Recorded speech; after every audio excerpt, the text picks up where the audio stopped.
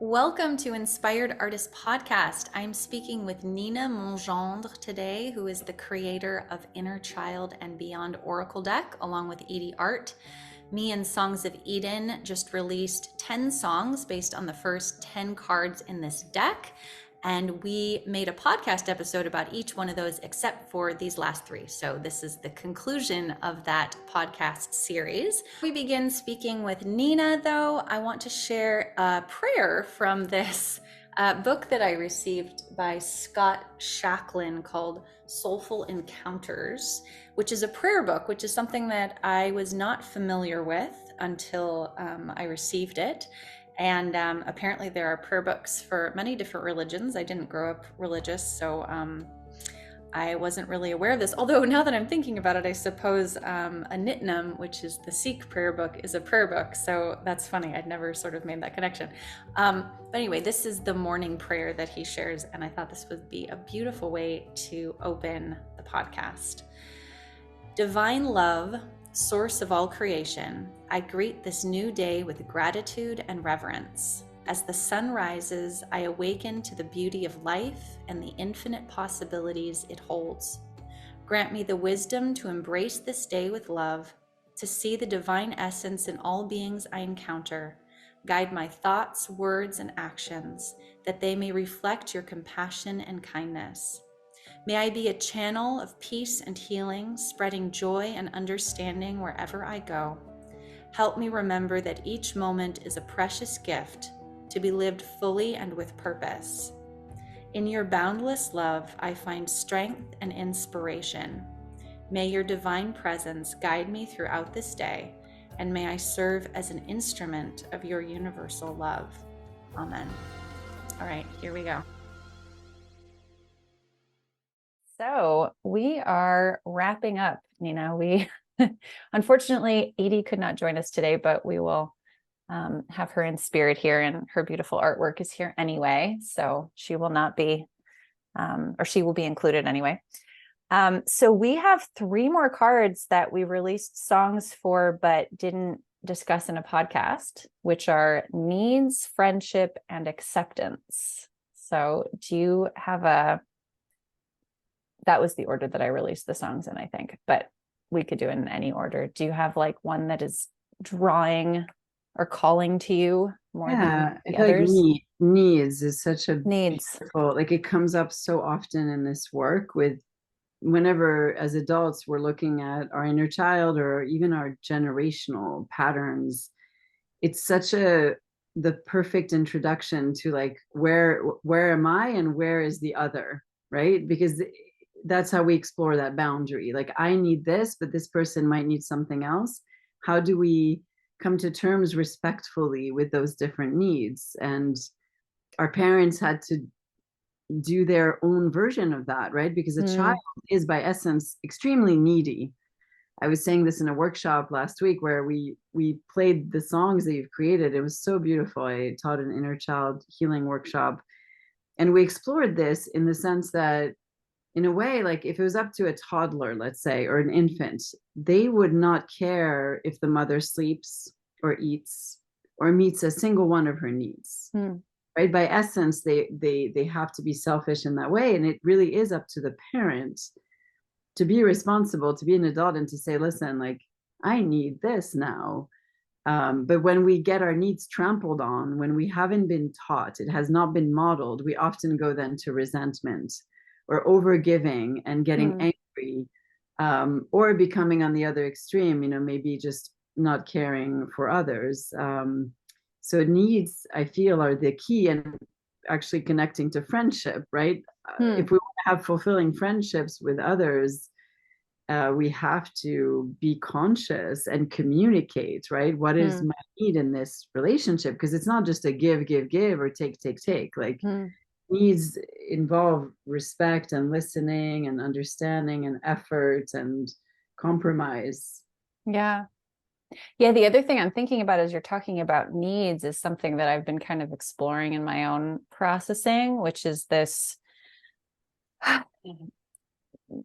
conflation of like what I need and the fact that it's not being met, what I feel that means about myself. Like if somebody is not meeting the needs that I need to be giving to myself, if that's the best way to put it, if I'm not meeting my own needs, then I am transferring on to someone else this idea that they don't care about me.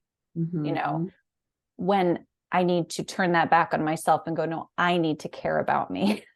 Yes. And it's so easy to see. I think, well, I can't say everybody sees this with their children, but it's a lot easier to see with a toddler that like they just can't see that. It's not personal that your toddler doesn't want to meet your needs or doesn't care that you meet your needs. It's just not part of their worldview at this point, right? So that's like the best, I think, probably the safest zone to explore that in. Also the most challenging too, because of so many needs that they have. But just this idea that, yes, I need to care about myself. I also have to believe that that's not selfish, which is something that we were taught. A lot of us were taught. And that it doesn't mean anything when somebody doesn't know what I need.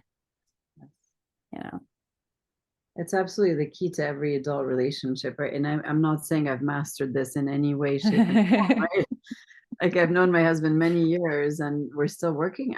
I'm personally not great at this, like not great at saying, hey, like, to be vulnerable. It's vulnerable. Yeah. Like I kind of had this like little fortress of like, I don't need anyone.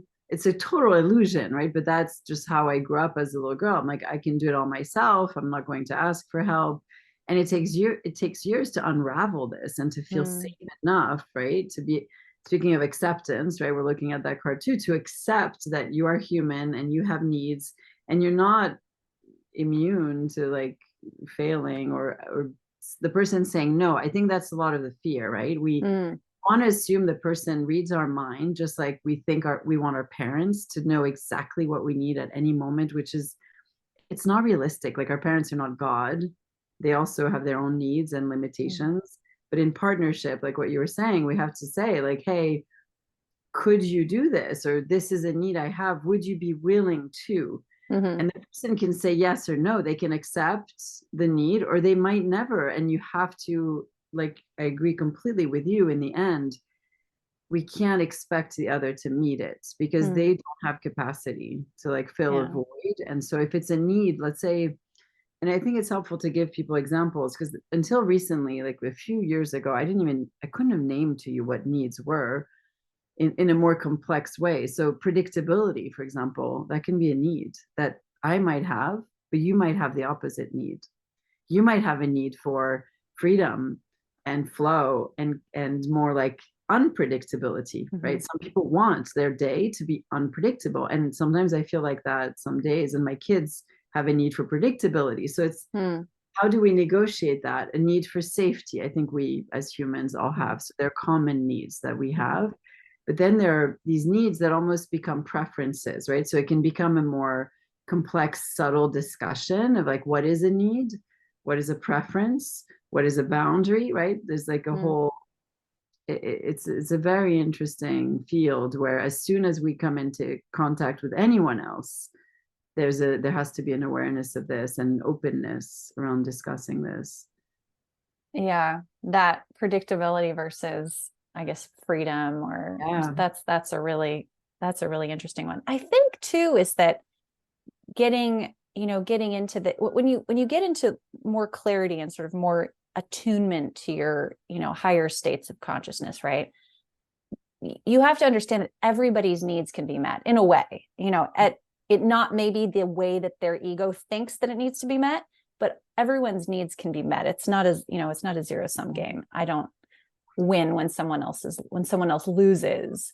Yes. That's really important. So what you said is very wise, because the way I think a lot of us grew up is that be quiet. Like you get what you get, you don't get upset, right? Like as if it's a sacrifice, or by meeting your request, your desire, your need, you're taking it away from someone else. But I agree with you, you're not, right? So if your needs are met for safety, predictability, connection, freedom, simplicity, whatever they might be, inspiration, beauty, order, whatever it might be, then you can nourish me in our friendship, let's say, or if Mm. we're in a relationship, if you're my parent, I can then receive much more and my needs then get met. If you're depleted and you're just giving on zero and running around resentful, nobody is getting anything out of this. And so Yeah. yeah, it's completely interconnected. Yeah, that was a really that was the present model for me. I think growing up was like, well, I sacrificed for you, so you must sacrifice for me. And oh, Mm-hmm. that does not work in the long term, when Mm-hmm. you're doing something for somebody so that with this idea that like, well, now they need to feel grateful, it's this completely transactional, thing. And Yes. that's like business. It's not relationships, Yeah. Right. It's not quantifiable. Like in a way, I think out of fear, we try to quantify, like I give you, or I raised you, therefore now you Mm. give me X. But you can't quantify like what Yeah. has happened during those years. And then the person has changed, right? The parent Mhm. is no longer the same. And a child, so this is important, like in this work, is that a child is not supposed to meet a parent's needs ever, right? Like by nature, that is not the right order. Like that really actually creates a big distortion. And we all have done this, right? We've tried to take care of a parent, even just with our like wanting to rescue or wanting to Mm. help or feeling their pain. And it's an impossible task Yeah. to do. Yeah. Yeah, I love that you mentioned that because that was actually my assigned role. It felt like in my family was meeting particularly my mother's needs, Mhm. probably my father's too, but he didn't request it outright. Right. Um, it's very interesting, and I think that created a lot of pain because my Mhm. was I ever unequipped? I mean, Right. Exactly. Like imagine now that we're adults, more or yeah. less, right? We know that again, like imagine, right? Like it's already so difficult to know what we need for ourselves. Yeah. Forget about trying to guess what a parent needs, and you're a child, right? It's a totally impossible situation. Yeah. Yeah. Yeah. It's so crazy the I don't know. I guess the way that the parent child dynamic is, in everyone's mind, I think if you asked everyone like, is it a child's responsibility to meet their parents' needs? I think pretty much across the board we might all agree no. Yet probably it's still like an unconscious, sort of thing that, well, yes, they need to meet my need for quiet. They need to meet my need for, going to bed at the right time or not talking back or I don't know, whatever else it is, or, living up to their potential or, whatever, they're making me feel fulfilled as a parent, you Mhm. know. Exactly. Right. Yeah. Yeah. Oh, so Yeah. yeah. So we should bring Edie into it too. So, well, in spirit, just this towering stack of animals is the card that represents the needs. And there's this one child that is reaching for a pink star and the other one that's reaching for a yellow star, standing on, it's actually very precarious. They're standing on these antlers. They're trying to sort of reach for everything they need, but nobody looks stressed out. That panda is almost sleeping. The elephant is, it's a very comforting sort of understanding that, like, look, actually that girl who's sitting almost cross-legged, her needs are very easy. That's how I would interpret it. Her needs are pretty simple, but this one at the top, she needs a lot of support to reach that really high star. What do you read into this? Exactly. Yeah, I love how you described it. And that's what I love about this image and why I chose it for needs, because there's such softness. And I think we can easily get into the I need this and you need that, and this is not going to work, right? Around needs, or like you said in parenting, like I need quiet right now and you guys are screaming. So how on earth can this be reconciled? But when we soften and we have compassion, right, for the ultimate vulnerability to be human, right? And in this card, there is just this beautiful softening. And like, I love how they're passing each other the star. it's almost like, okay, let's support you, and then we can reach higher and higher and higher, and we can Mm, do great things with each other. But there has to be working together, right? So they're working together, because the one little kid at the top, she could never reach that one if there weren't all these other mm, animals who are supporting her, right? And in that moment, they're making an agreement, but the next day it could be a different order, it could be another pyramid, or situation mm, or interaction. So that's what we have to know too, is that our needs evolve, they change. It's not like a fixed rigid thing. mm. It's something that ultimately, in the end, like, what are our needs? To be seen, to be loved, to be heard, right? Yeah. Comes back, it's, to feel that somebody really loves us for as we are, and that's the ultimate need of any child as well. And as adults, we have the same needs. Mm, So that's why I really do love that, the softness and the support that is mm. in her painting. Oh, I love that. Yeah. I love the thing you said about how everybody needs to work together to, just, oh yeah, that's really beautiful. I hadn't, yeah, yeah, yeah. Well, I don't have anything else to say about that. That was quite perfect, I think. So let's move on to friendship, because as you said, that sort of dovetails into the needs um conversation. And I'm curious, like, because I know you said that, what did you say? Oh, that the mother card, that attracted a lot of attention from people when you share these cards. Do you find that, like, needs and or friendship are as popular, or like, People, the friendship card doesn't bring up as many like triggers, right? So when hmm, people pull it in a circle or in a reading, they're like, oh, that's so sweet. It's kind of a warm, comforting, reassuring card.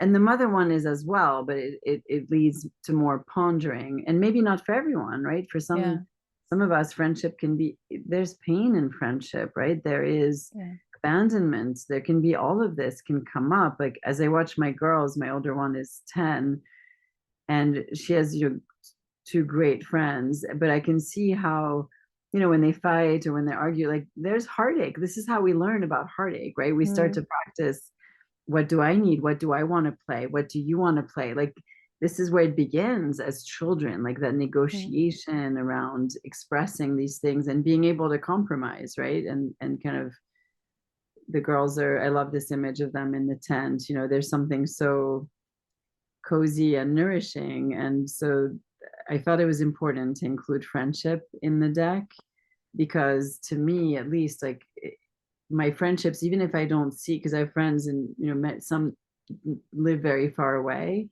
mm, just knowing that you have this thread that carries you through, and even if you speak to each other just once a year, it kind of lives, it continues growing, right, throughout time. I'm sure you've felt that too, where mhm, you don't have to be in each other's physical presence as adults, but that these friendships, they're really important, because they're not your children, they're not your partner, they're not family members.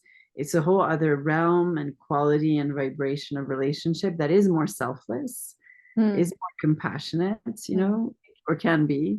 mhm, And it can have that quality of, like, let's support each other just for the sake of supporting each other. Like, there's no agenda, I feel, in a friendship, right? You're not in a mhm, business partnership. And that's kind of, it feels unique in the world that we're living in. So, like, so much feels like it has to be productive and quantifiable, and like, why are we doing this? So yeah, yeah. yeah.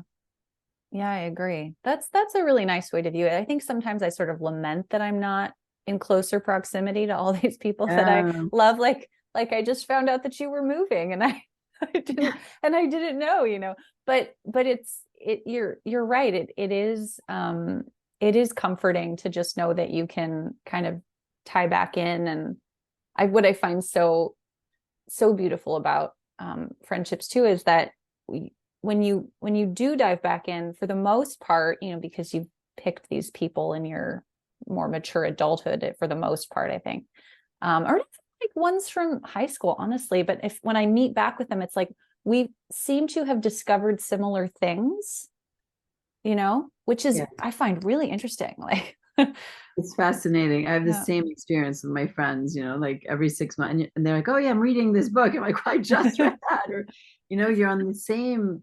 I believe there is some sort of field, right, connecting all of us, and I think the kindred spirits, right, that you're kind of evolving alongside, even if Yeah. they're thousands of miles away.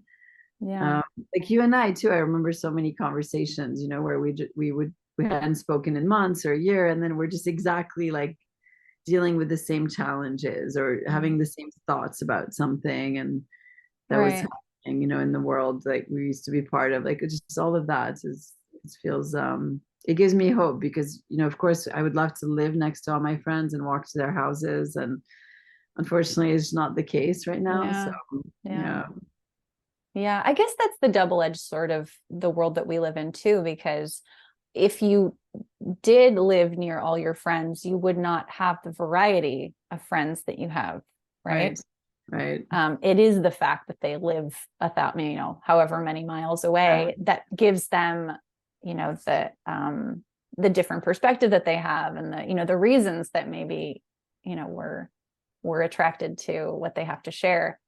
Um, so, what's interesting about this card, the friendship card for me, is that, which I wasn't expecting at all. So I wrote one song. I sent it off to Mons, which was the song that we ended up releasing. I sent it to Mons and he wrote out the whole score for it. But before he did that, I had actually written a completely different one. And I was like, this is so much better. Do this one instead. But he'd already done it. And we liked it so much that he was like, I think I just want to stick with this one.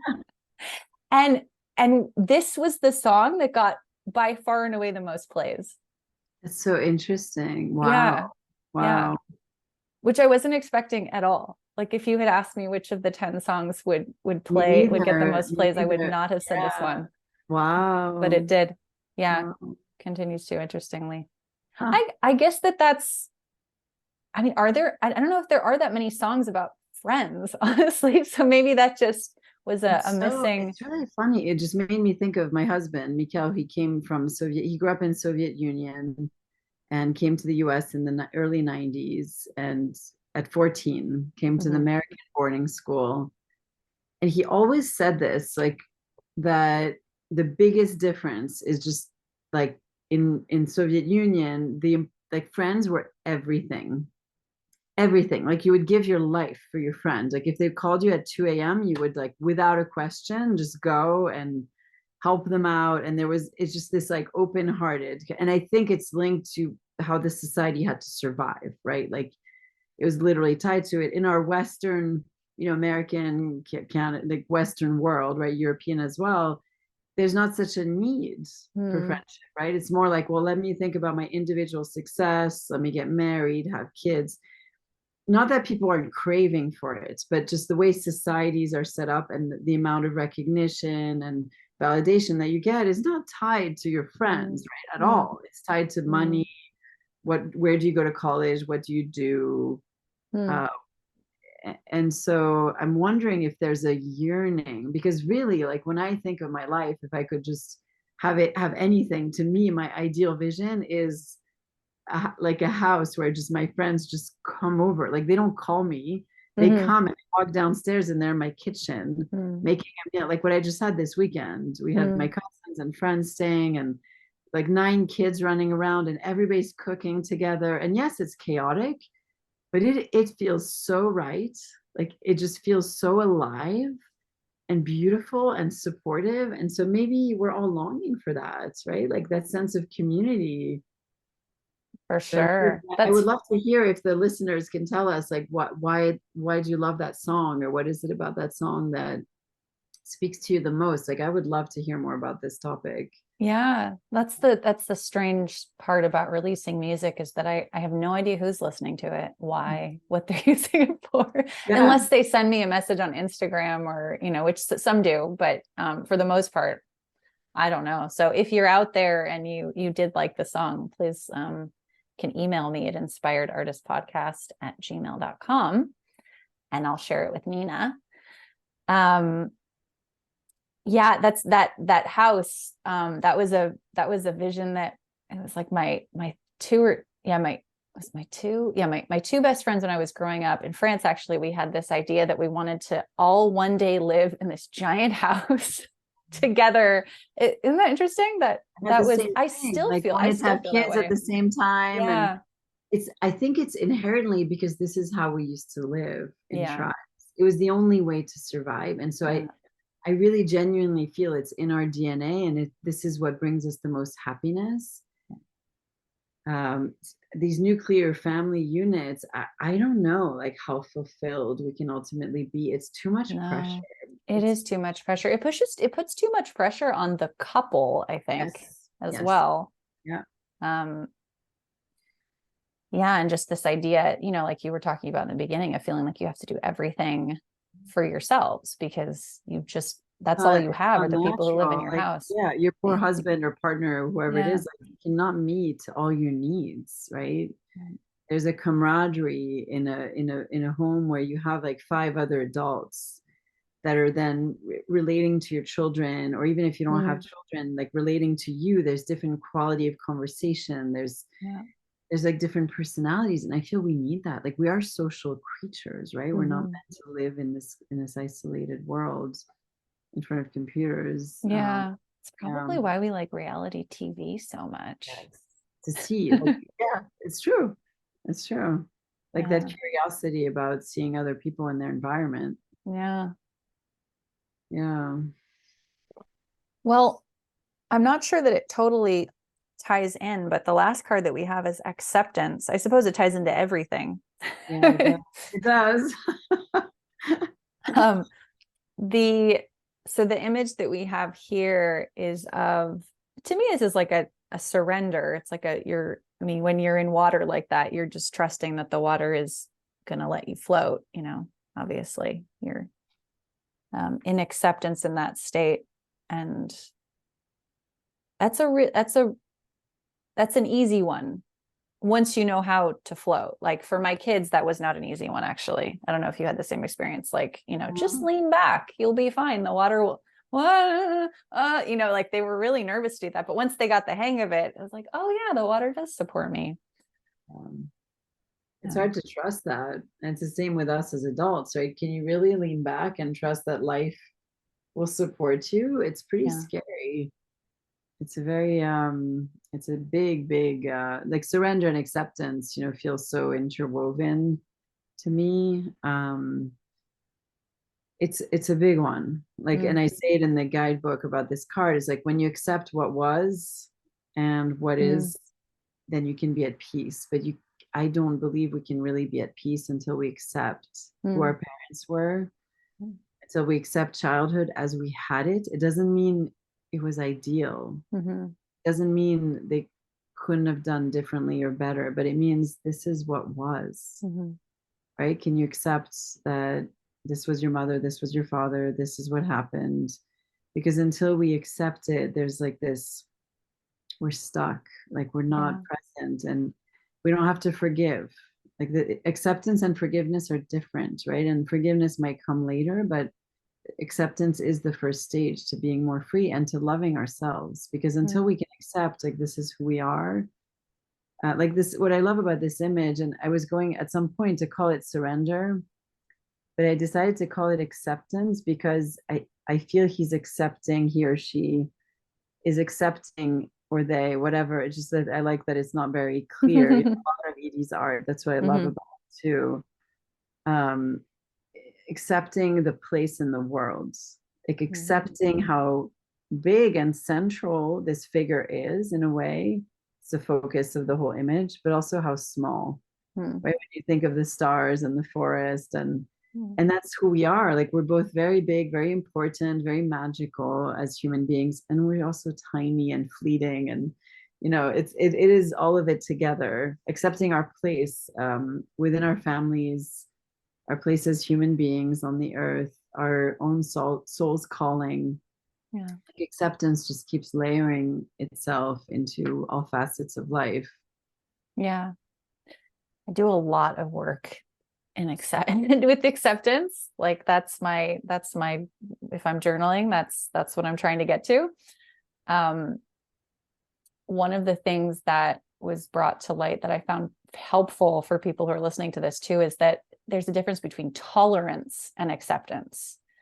So tolerance is where you sort of ignore that you're not accepting. And you just sort of grit your teeth and bear it. Like that's not the experience of floating, you know. It's real, there's really like a lightness to accepting. And one of the things that I realized, which was kind of an epiphany for me, was that accepting that everything that happened has brought me to where I am today. I could not be who I am without everything that brought me. Doesn't mean that everything going forward needs to be difficult and challenging in order for me to become more, you know. So I like that a lot. I think working with that. that's really important. Yes. Like it doesn't have to be hard and a struggle in order to grow. Right? We can learn as much from floating and relaxing into life, or maybe we learn more. Yeah, for sure. I Once don't we think you get see the there. stars. You don't even know they're there, you know? No, and Yeah. tolerance, right? Like this is not tolerance, what you said. And in tolerance, we're just going to get resentful. It's the same thing as not meeting our needs, right? Tolerance is like, I'm just going to hold it in. I'm going to pretend to accept. But Right. like you said, there is so I much don't tension. need anything. Yeah. No, I'm fine. I'm great. I'll just have more ice cream. Yeah. If I drink, yeah, if I just drink a little bit more, I'll forget Right. that I don't like this. Yeah. That's right. Exactly. Which, is why so many of us humans, like we all have our addictive patterns, but Yeah. it is a way of coping with that tolerance, with not meeting our needs, with not accepting the past. Yeah. I've done that, by the way, so I'm not judging those. But we all have. Are you that. kidding? I probably still do. Like in the Yeah, evening, no, exactly. like, Yeah. all of it can be a distraction Yeah. from, Yeah. I don't think we're ever going to be all like done with anything, right? No, no. No, it's a lifelong journey. I mean, that's the beauty of this deck too, is that each time you go through it, you know, it's an endless, it doesn't necessarily go in order. It's an endless thing. Every time you pick a card, you're interacting with it in the space that you're in currently. You know, what am I not accepting right now? It might be different than what I wasn't accepting last year or yesterday. You know, it always is, right? So Exactly. it's a very cool gift that keeps on illuminating. Yeah. Is there anything else that you wanted to say about acceptance? No, I love that. Is that one that you do? How do you pick what you do in your workshops? So that's a good question. So when we did it a month ago, a few weeks ago, what we did, we started with writing down, we started with a little journey, like imagining your inner child next to you. So just connecting. And again, like exactly what you were just describing, every day we work with a deck, or every day we imagine or connect with our inner child based on what's going on in your life. They will show up at a different age. And also, I just want to remind everyone, because I didn't always even think of this, but your inner child doesn't mean only childhood. Like I've worked recently, I think maybe I mentioned this, like with my 25-year-old self. So depending on the age you are, it just means a past version of you, right? That had a struggle or has a need. Speaking of needs, it has a need in the moment. And so on that day, it might be your 7-year-old. On another day, it might be your teenager. It might be the 20-year-olds. It's ever evolving, ever changing, like revealing different layers and facets. So that's what we did to begin the workshop, is to visualize our inner child, connect with them, and then imagine mom and dad, see how we feel in our body when we imagine our parents in the space. How does our inner child feel, right? Because right away you get a response or reaction. And then our lineage. And then we worked on descriptors, like my mother was, and we look at the language. Is the language, all these exercises are in the deck that we did in the workshop. My mom was, my father was, and we look at, where am I still holding resentment? And then I had people write, I wish I had received more. A lot of people said safety, connection, love. And so I invited everyone to look at where can they meet that need for themselves now, right? Because mom and dad are done. Like they had their turn. You can't forever hope that they will meet these needs. And so a lot of the workshop was about that, like looking at our connection with our inner child and how we can meet those needs for our inner child. Because when you meet it for your inner child, guess what? You're meeting it for yourself now in the moment. And then we listened to your song. I had everyone just imagine holding their inner child or holding their hand or having them playing in the space and just listening to the You Are Never Alone. And we just breathed and closed our eyes and meditated with that song. Yeah. That's so beautiful. Yeah. I wonder, when you've done so much of this inner child work as you have, does it influence the way that you look at adults now? Because I would imagine it does. More compassion. You know, especially to me, it's been really life-changing to work with men, because in, you know, women, like I feel, well, the women I've been hanging out with, like they're more open to even just going in and talking about this, right? And showing the vulnerability, or we talk about the younger self or childhood. But when I work with men, like it's been so beautiful. I had a few clients, you know, from all ages, like from 20 years old to mid 60s. Really? Yeah. That seems really young for a man to do. It is. That's very inspiring. This generation, like these 20-year-olds, they're mind blowing. Like they can go to the work so quickly. So usually it's an hour and a half for my first session with adults. And then the young people I've been having, the 20-year-olds, it's like we just go right into the work because it's not that long ago. Right? So it's like you can go to it much faster, and they're super receptive to like all to supporting and they get the image, they get the picture. We worked with their future selves. Like it was very interesting. But then the older generations, like it just gave me so much compassion, you know, when you see a man in their 60s who's really allowing the emotion and the tears and the hurt and trying to heal their relationship with their mother and father, like at that age, right? Long after the parents have passed already, and realizing that that little boy is still alive, like still very much there. Yeah, that's cool. I would imagine that, because I've been listening, or I haven't been listening to her as much now, but I've been listening to a lot of Byron Katie. Are you familiar with? Yes. And she talks about how everyone is innocent. You know, it's just what you're thinking and believing about them. Everyone is innocent. And I didn't kind of make this connection with the inner child, but yeah, if you're seeing everyone as having an inner child who is stuck on something, I mean, they're stuck in some paradigm of victim consciousness, you know, that they were victimized or traumatized in that moment. It's, I mean, you almost can't unsee that, right? Like when someone is acting out in a way where you're like, what is going on? You know, it's like, well, I wonder what like aspect of them is actually reacting to this, as opposed to, you know, this quote unquote adult. Because it's pretty obvious to see when a 5-year-old's having a tantrum, right? That they're not really upset about the peanut butter and jelly sandwich. They're tired, or, you know, they feel neglected, or they're bored, or, you know, whatever it is. But when it's like a 60-year-old man, we don't tend to have a lot of compassion. We're like, you should have figured this out by now, you know?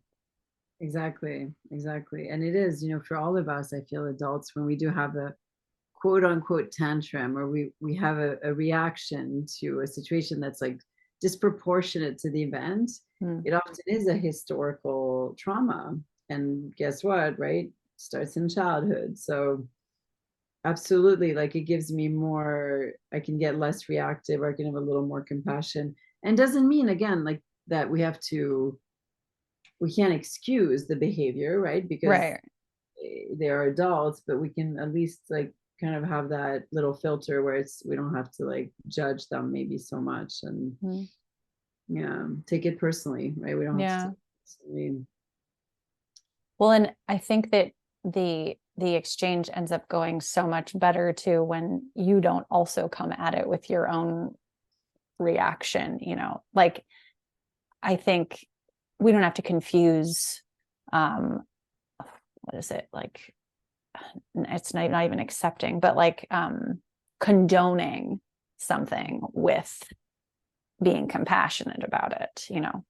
You can you can take the, I don't know, fire torch from the child who's about to burn down the house, right, without, shame, for example. yes, You can diffuse a situation without like congratulating them. yes, Or exactly. Good yeah. job. Yes, Yeah. exactly. It's the same. It's exactly that. Yeah. And we do that for ourselves too. Mm, That's the mm, thing, right? Because when it's the person, the 60-year-old having the meltdown, but can we see that in ourselves? Because we're all having meltdowns, maybe not all the time, but like a few times a year at least, right? And in a way of like being really hard on ourselves or very critical or going to guilt or taking mm, it personally, and like where is then pulling the thread, like where mm. is that my younger part that's really feeling disempowered or terrified or Yeah. anxious, about this, and can we then offer the support to that younger part instead of trying to fix the outside situation Mm. or That's such a great reminder too. That you said we're going to have several tantrums a year. I like that because I think I don't know. This is my illusion, perhaps, but I think I imagined as a child or teenager there would be a certain point in my life where I would grow up and I wouldn't have, and that has been a very disappointing belief because it's right. just not true. Yeah. It's not true because that would, and it's interesting, we could explore like what was your definition of growing up, right? Is it to Mm, not have feelings, to not have emotions? That's what I mm, would have thought. I would have right. thought like, oh, a grown up is just very self-possessed and they know Yeah. exactly what the truth is. They know what's happening. They have the answer to everything because Right. that's in a way what we expect our parents to be. Right. Which wasn't what they were, which is so No, interesting. When I think back and I'm like, why would I think that that's what an adult was when that right? was not modeled for me at all? That's so interesting. It must have been from like TV shows or like, I don't know, assuming what other parents were like or something, because it definitely Exactly. wasn't in my family. No, it's like an Yeah. idealized version, I guess, that we hold somehow. Yeah. Yeah. Yeah. Hmm. Wow. Well, I think we unpacked those cards pretty well. We did. Thanks for joining me. Unfortunately, Edie, or well, not unfortunately, she was here, but she couldn't make it today, even though we had expected her to. Um, and I'm sure she would have some awesome things to say about it. So maybe I'll bring her back on and we can do a whole episode. Actually, I'd love to learn more about the other things that she does too, because she's a amazing, multi-talented artist, right? So Yeah, you could talk to her. She's like has this whole new series now about dreams and exploring like this whole realm. So that could be oh, interesting. neat. So Yeah, what she's kind of very, series? You mean like she has an exhibit in next to where she lives in upstate New York, oh, like Hudson Valley, and it's a whole new series of paintings that she has created over the past few months. Like oh, there's one called Yoga Nidra. It's all about the realm of exploring the different facets of ourselves, and so oh, it's really cool. beautiful. Yeah. Oh, yeah, I'll definitely do that. Okay. Well, do you want to share with everyone how they can learn more about what you do and Sure. get in touch My with you? website, yeah, my website is my Nina, Nina, and then Mongendre, my last name, and I'm sure I will I'll put it link there. it. It's hard to spell. So you can work with me one-on-one, and there are a lot of free resources as well, and different guided meditations based on the deck, and of course Porter's wonderful music, and these interviews are there as well. Wonderful. Well, thank you, Nina. And thank you all for tuning in. We'll see you in the next episode. I will Bye. hold you. I will hold you, my friend. I will hold you. I will hold you, my friend.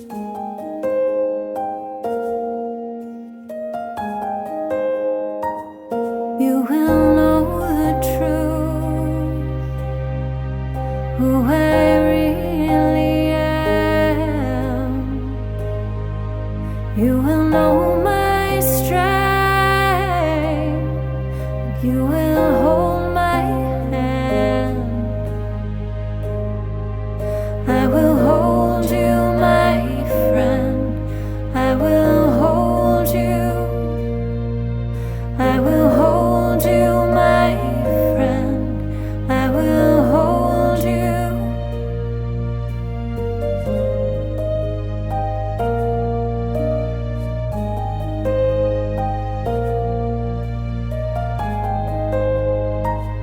You will know my heart, who I really am. You will hold my spark, and you'll hold my hand. I will hold you, my friend. I will hold you. I will hold you, my friend. I will hold you. I will hold you. I will hold you, my friend. I will hold you. I will hold you, my friend. I will hold you. I will hold you. I will hold you. I will hold you. I will hold you, my friend. I will hold you, my friend. I will hold you. I will hold you, my friend. I will hold you.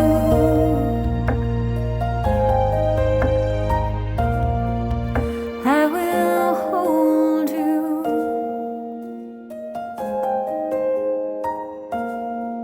Thanks for tuning into the podcast, y'all. Please like, subscribe, rate, comment, whatever the platform you listen to podcasts on offers you as a way to let its algorithm know that you're enjoying these episodes. That really helps. Also, there's some links in the podcast description notes that allow you to support the podcast in a way that benefits you and us. So please check those out. And if you'd like to stay in touch with me, you can sign up for my mailing list at portersinger.com. We'll see you in the next episode. Bye.